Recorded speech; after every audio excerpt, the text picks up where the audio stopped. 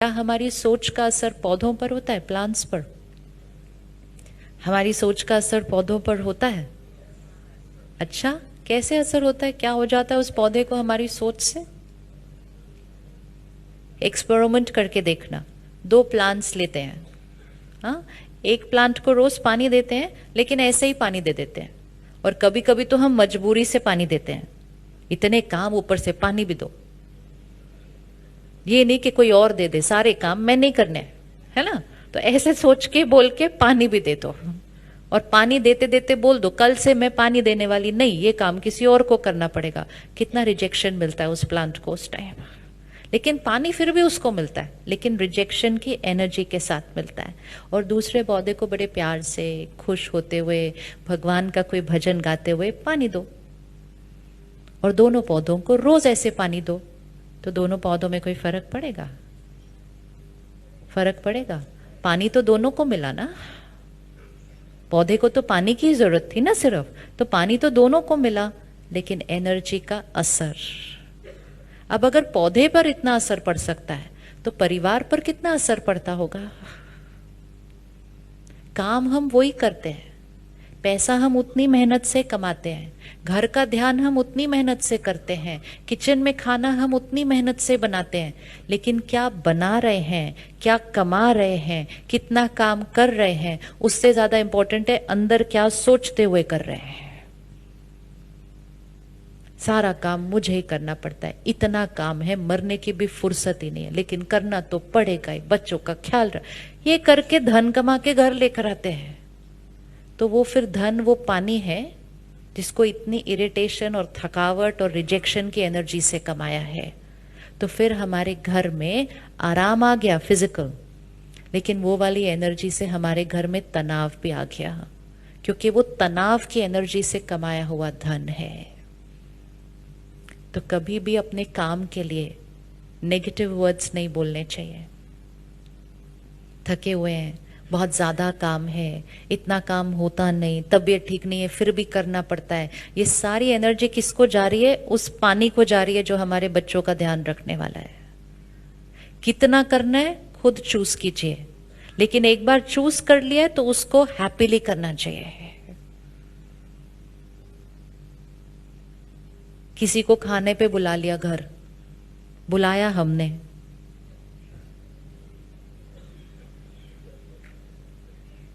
ये अलग बात है, हमने एक ही बार बोला आ जाओ, उन्होंने कहा ठीक है आ जाते।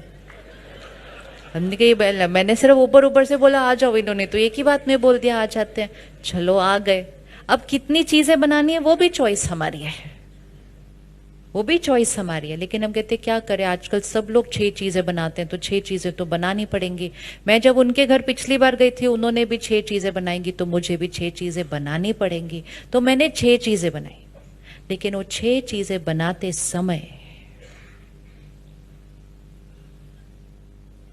तो फिर हमने इतनी मेहनत की, 6 चीजें भी बनाई, वो आए, हमने घर को भी डेकोरेट किया, 6 चीजें भी खिलाई, जाते जाते गिफ्ट भी दे दिया। इतनी मेहनत हम अपने रिश्तों में कर देते हैं, लेकिन फिर भी रिश्ते की फाउंडेशन स्ट्रांग नहीं है, क्योंकि वो कितनी सब्जियां बनाई वो इंपॉर्टेंट नहीं था, किस भावना और किस इंटेंशन से और किस मनोस्थिति में बनाई वो इंपॉर्टेंट था। 20 साल पहले हमारे घर कोई आता, हम कहेंगे खिचड़ी खाएंगे, आप भी आ जाओ मेरे साथ किचन में, हम दोनों किचन में जाते हैं, खिचड़ी बनाते हैं, अचार और पापड़ के साथ खाएंगे। राइट बात?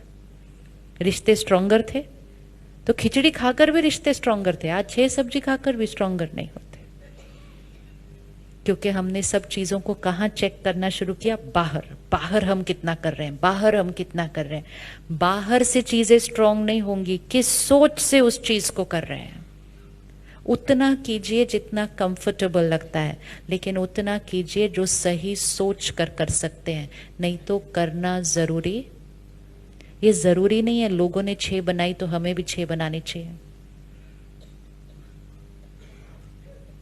ये पीयर प्रेशर हमें क्या करता जा रहा है? इंपॉर्टेंट है हमने किसनी भावना से बनाई। इज इट ओके कि लोगों ने 6 बनाई तो हम 2 बनाए तो चलेगा? चलेगा? लोगों ने 6 बनाई, हमने 2 बनाई तो चलेगा? आप हमेशा देखो, कोई एक जना एक चीज करता है, उसके बाद बाकी सब तो अरे उन्होंने किया ना, उन्होंने किया ना, उन्होंने किया, और थोड़े दिन के बाद सब लोग कर रहे हैं, सब लोग कर रहे हैं, सब लोग कर रहे हैं, बिना चेक किए कि वो सही भी था या गलत था। लेकिन एक ने किया, दूसरे ने कॉपी किया, तीसरे का सब कर रहे हैं, चौथा कह रहा है सब कर रहे हैं तो मैं कैसे नहीं कर सकता। फिनिश्ड। वो करके हम अपनी जीवन को अनकंफर्टेबल करते जा रहे हैं और मन की स्थिति पर फोकस करने की बजाय बाहर की चीजों पर फोकस करते जा रहे हैं। अब हमें सिर्फ ध्यान ये रखना है कि हम क्या कर रहे हैं, उससे ज्यादा इंपॉर्टेंट है हम किस मनोस्थिति में कर रहे हैं। तो प्रायोरिटी कहां आ गई? प्रायोरिटी कहां आ गई? यहां आ गई। हर परिस्थिति के लिए हम सही सोचेंगे। सपोज काम में कोई उतार चढ़ाव है, काम में कोई उतार चढ़ाव है, काम में उतार चढ़ाव है, अगर हम उसको 50 से प्रॉब्लम को 40 तक लेके जाना चाहते हैं तो फिर हमें अपने काम के लिए क्या कहना पड़ेगा? अगर आपको कोई आकर पूछे कैसा चल रहा है बिजनेस, क्या कहेंगे?